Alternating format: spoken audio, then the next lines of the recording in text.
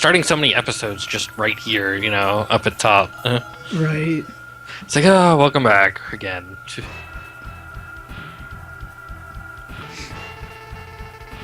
Welcome.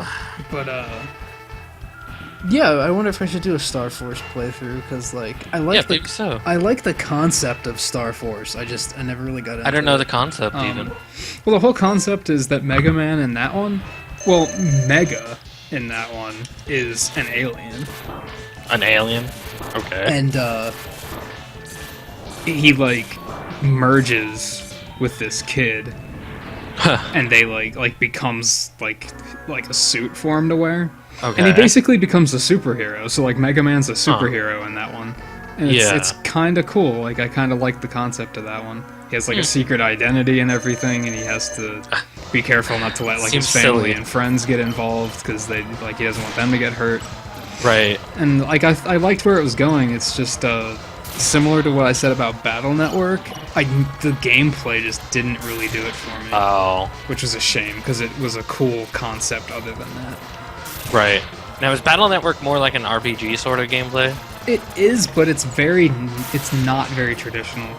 Okay. Like, you don't have, like, level ups or anything. Right. It's a collectible card RPG, I guess.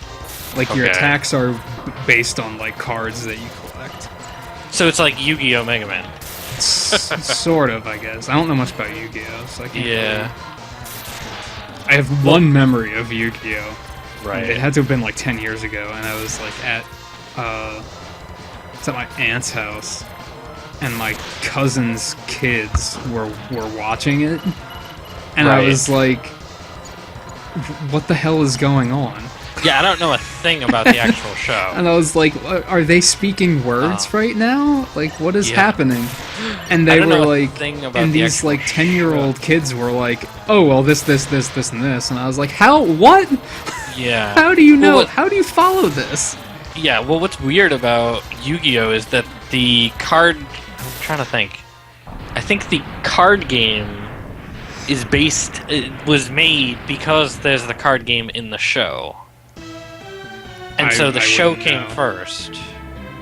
And so it's like... I don't know anything about the show, but I know about the card game, Right. And it's like, it's an okay card game. It's not... I wouldn't put it up there as one of the best, but... Right. It's okay.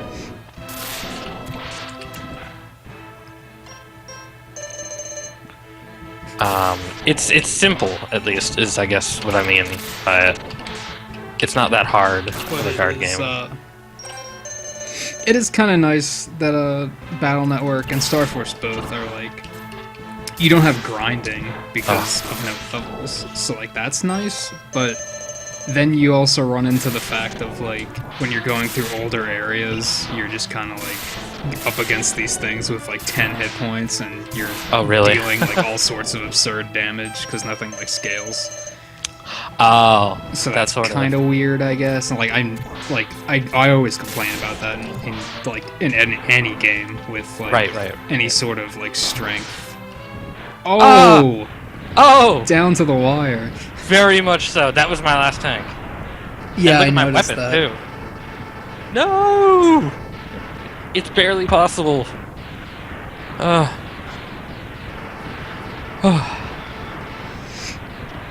So unless there's some super surprise boss for me. No. Have beat Mega Man X. X2 and X3 have like surprise bosses. Yeah. I'm always whenever I finish a game, I always think, now is that the actual end or is there a surprise boss? Right. Yeah. No, I probably would have warned you if there was. Because I don't know if you would have. You didn't when I was playing Brawl. Yeah, but Brawl was like Subspace Emissary wasn't this freaking difficult. Yeah, so that's why I didn't say anything about. Honestly, I half forgot about Taboo. Like, I kind of just forgot about him. Spoiler, by the way, if anybody hadn't played Brawl. There were a few moments in that I completely forgot about. Right. Despite I've played it through it like 3 times, so you think I'd remember it a little better, but Yeah, you mentioned that you had 3 save files, because I went down that whole list and it was like, there's 50 save files on this game. Why? Who needs 50 save files on Brawl? On Subspace Emissary? Yeah. The only thing is, this is only like 5 minutes into an episode, but... Well, we have like the credits and everything. I don't know if you want... you all are gonna get to watch the credits. I don't know if you want to do like a verdict, like I've been doing for mine. Right. It is weird because it'll be like a finale episode that isn't like over 20 minutes long. It'll still only be like 15 minutes, but... Unless you decide to add it to the last one, but... I don't think so. Yeah. Oof. See, yeah, like this is X. Like they talk about how he's like, he doesn't know like how long is he gonna have to do this, right? And that's actually something that I was wondering myself. It just popped into my mind about Mega Man in either Mega Man or Mega Man X or in any of the others. Essentially, he goes through. He gathers these weapons from these masters, but on the next game, which is continuity, supposedly the next, within the same, he doesn't have any of those weapons anymore. Oh, you know what was really cool? The Archie comics that are doing Mega Man now, they actually added like a reason for that. Really? And it's because of like, I'm trying to remember if the masters in Mega Man 1, it was because like he felt like that they were weighing down his conscience to hold like a part of these masters. Look, Rangda Bangda. Rangda Bangda. In Mega Man 2, then, since Mega Man 2's masters were all built by Wily, I think he put viruses in the weapons. Oh. So that like Mega Man like gradually became like more violent as he was using them. So then eventually he had to stop using those too. And I thought it was really cool that they added like a reason for why. Yeah, I can see those kind of reasons as making sense, because that was something that... Because, I mean, that's something that bugs me in any sort of sequels to games and everything like that. Especially like RPGs and where you level up. At least they don't pull the Metroid where you, like, get caught in an explosion and lose all your power-ups in the first 5 minutes of the game. Yeah. But then I mentioned how, like, But then if they didn't do that with Metroid, then on the next game you'd just... be super powered. Yeah. There would be no reason to, have you aimlessly walk around looking for power-ups. Right? Right. I mean, did they at least keep his armor they gave you the new same, ones. or? Oh. What did they do with his armor, though, for, like, say, Mega Man X? They don't explain. Actually, Archie's doing Mega Man X now, too, so... Yeah. That might be interesting. Yeah. But I just thought about that, because he'll start the next game, you would think, with the same armor. Right. Because why would you get rid of the armor? I think it's X5 where you start with the armor from X4. Really? That's like the first time they do that.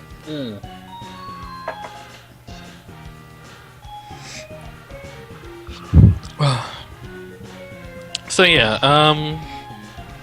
let's see. Verdict-wise, I enjoyed it. I think that it was definitely...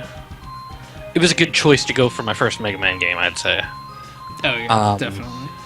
I mean, I did watch you beat 7. Right. Didn't you watch some of the marathon last summer, too? I might be thinking of someone else there. I didn't watch some of the marathon. I did watch you play Mega Man vs. Street Fighter.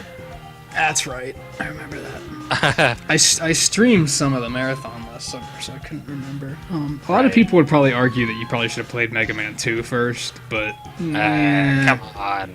I think Mega Man 2 is kind of overrated, dare I say. Like, it's a good game. It's just... Yeah. Yeah, from what I recall, people do hold that one pretty high. Yeah. Yeah. But I think this one was pretty good. Like I said throughout it, I mean, a little bit. Oh, post credits. Really? Dun dun dun. Oh, Sigma. Yeah, he finds other bodies strong enough to do his bidding, yeah.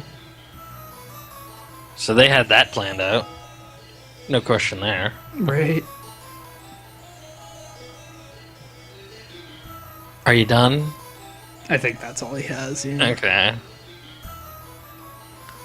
I can't even move on from this screen, so... Oh, really?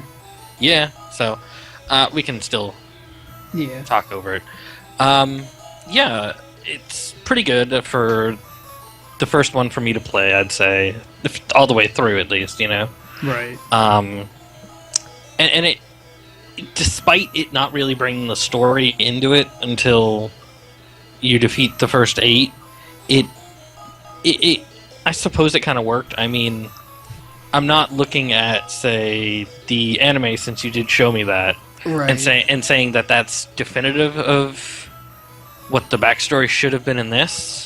Because there's probably some differences. I mean, like I said, I don't... well, I didn't... When I linked it to you, I didn't rewatch it myself. I only watched a little bit of it, so I don't recall. Right. The only thing I recall is that they kill off Dr. Kane, like, really early in that. Yeah. Well, Zero and X are also really, really friendly. I don't know if they're they supposed kind to of be imply that they're not in this. They're like super buddies. They like work together, but they're not friends yet. Yeah. Eventually, they become friends. Yeah, but it implies in the backstory that they were super friends. You know, they were, buddy the whole time. They were like partners. They pretty much like partners, in, right? In the anime, yeah. And but despite that, I mean, I think that for a Mega Man game, because when I think of a Mega Man games, I don't really think of them having a ton of storyline to them, you know? Yeah. There's pretty much... Don't. Yeah. There's pretty much... So, I mean, storyline-wise, I guess for a Mega Man game, it was good, you know? Music was pretty good in most areas, except for the fortresses, pretty much. Yeah. There wasn't anything that really stood out in the fortresses. Which is like a real shame, because in a lot of Mega Man games, like the fortress music is sometimes the best. Yeah, right. I did like the level designs too, because even though I'd played a little bit of them during testing, there was still areas of the level designs that was new to me. Yeah. And I think they did well with that. It has a nice variety as you're going through, and then even the fortresses were decently variety, you know. The exploration required was pretty nice to find stuff. You know? Yeah, a lot of this stuff isn't like hidden right in your line of sight. Yeah, it's not too punishing to find things, but it's also not extremely easy. Yeah, I don't think there are any that were like, oh, how the hell were you ever supposed to know that was there? Yeah. I think there was only one that I had to point out to you, just to like, because I was like, you're never gonna find it, because it was the one in Sting Chameleon stage. It was down a pit. Yeah, I don't think... Would you have ever thought to jump down there? No, I don't think I ever would have thought to jump down that pit. And I don't think if you'd not shown me where Storm Eagle's heart container was, I don't think I ever would have found that either. It's possible. Because I would not have jumped that way. Especially with a dash jump. Well... I don't think I would have gone that way. Because eventually you would have been going back there thinking... There's a heart container somewhere. Yeah. True. But I like if I were playing it on my own, for example, and I were to go back looking for the heart container in there, then I think I probably would have ended up been like, okay, I can't find this thing, and and pretty much just giving up on it and being like, oh, that's one heart container. Okay, you know. Yeah. Well, that's if. It might have been one or two heart containers, considering Chameleon. So, yeah. All the tanks were pretty decent. They weren't really overly hidden. Yeah. But then they're so crucial and that... Yeah. The upgrades weren't hidden, really. They were No, it was more about getting to them. It was getting to them, yeah. The weapon was a pain, obviously. Yeah. But that was just but as you recall, when I encountered that, I'd walk by it and I was like, wait a second, I see what's up there. And then you were like, oh yeah, I'm glad I didn't have to tell you about that, you know? So it wasn't hidden outside of the way of being able to be found if you're looking, you know? Mm-hmm. So I liked that. And then I just kind of wandered up to the boss guarding the armor one. Yeah, I think you found that one when I wasn't even paying attention. You weren't even paying attention. I found it. Yeah, it's not that it wasn't hard to find because it's like, oh hey, that looks like an area I can jump to, and it was down far enough that it was like obvious that there was a path up, you know. Yeah. So I was like, okay, I'll take that. The end was difficult, but it definitely it wasn't unforgiving, because even if you were to go through the stages of the fight, you were able to at least farm up the tanks again without too much of an issue. Yeah, it didn't seem like you ever hit a point where you were like, giving up. This is just unfair. Like, right. It's it was like all about a pretty steady flow of progress. Learning. Yeah, it was a lot of learning on that fight, because even on the beginning of it, I had to learn, okay, what was the best way to take out the dog, you know? Yeah. And it was just kind of stand in the corner and shoot him, you know? Which is kind of unintuitive, honestly. Yeah, he was kind of a dumb boss. Yeah. Boss Spider was better than he was. Yeah. Which, I thought about that, by the way. You said that Boss Spider is all one word? Yeah. So, it's 3 S's in the middle of the word. No, well, in the credits just there, it was only 1 S. Oh, I didn't see that. I didn't look. I think in the remake it was 2. Okay. Oh, okay. Okay, so it's not like, Boss Spider. But yeah, okay. Yeah, it's not 3. Yeah, because I was thinking that. I'm like, 3 S's in the middle of a word kind of seems I love how I say strange. 3 S's. That would be what would be weird. Yeah! Yeah! like I said, Boss Spider is the best name ever. For a villain. But yeah, then the second fight was, I guess, learning what he did when I was on the ground first. Yeah. And then jumping on the walls and seeing that he did that, and eventually it was just kind of like, okay, well, obviously jumping on the walls is the path of least resistance here, you know? So that was the way to go. And then the final was, it took a bit of learning, it definitely did, to at least understand his ground attacks first. It's like, okay, well, he'll go ahead and do this flame, the flame moves like this, he'll go ahead and do that electricity, the electricity moves like that. Every once in a while the hands will come down, obviously I meant to jump on top of the hands and go up, you know, and then attack him from up there. Yeah, it never puts you in a place, though, where it's, like, completely unclear as to what you're supposed to do. Right. Like, it does a good job of... yeah, and it's definitely worth exploring the weapons to figure out what he was weak to. Mm-hmm. Because when I tried the Buster against him, he got 2 damage. Screw that, you know? I think it was just 1. Yeah, actually, 1 damage, sorry. Yeah, the shield was 2. Screw that. The shield was 2, so it was like, obviously the shield was better. What I didn't like about the shield was the arc, the way that it arced. Yeah, it's a little tricky to hit with. It was tricky to hit with, so... See, like I said a few times, I think, like, when I was a kid and I, like, had beaten the game, I'm pretty sure I did it with a Buster, because... Yeah, that would have been tougher. Yeah. Yeah. And then, even after I'd learned, okay, well, I can move up the wall to get up on top of the hand, because there's enough space for me to get through sometimes. And then try to stay up there as much as I can to shoot him, and then it was like, okay, well, if I stay to the left, I can kind of stay on the hand longer, you know? So you learn it, and you continue doing it, and that's something that isn't really done in games anymore, I feel like. Yeah. And it's like even some of the later X games have this bad habit of like you can just kind of throw yourself at it. Right. Where, like, you don't have to worry about taking damage. Like, you can just shrug it off and just blast the thing to pieces. And you can't really do that in this. No, you couldn't really do that. But even outside of Mega Man games, like, a lot of games just... they don't teach you anymore, really. Yeah, a lot of games just kind of tell you what to do.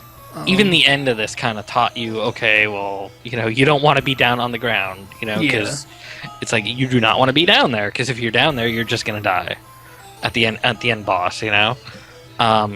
If you're down there, you're just gonna die. But it's also gonna be tough if you're gonna hug the wall, because we got the hands going and we got the lightning going, so you don't want to do that. But it's like how I said at one point, like many episodes ago, we talked about how that like Azure Striker Gunvolt and Mighty Number 9 would be like Inafune is like the freaking king of this genre. Yeah. So like most of the games he touches has that game design touch to it, where it kind of it demonstrates how to play and then teaches you how to play in like a controlled environment, and then it boosts it up to dealing with it alongside other mechanics.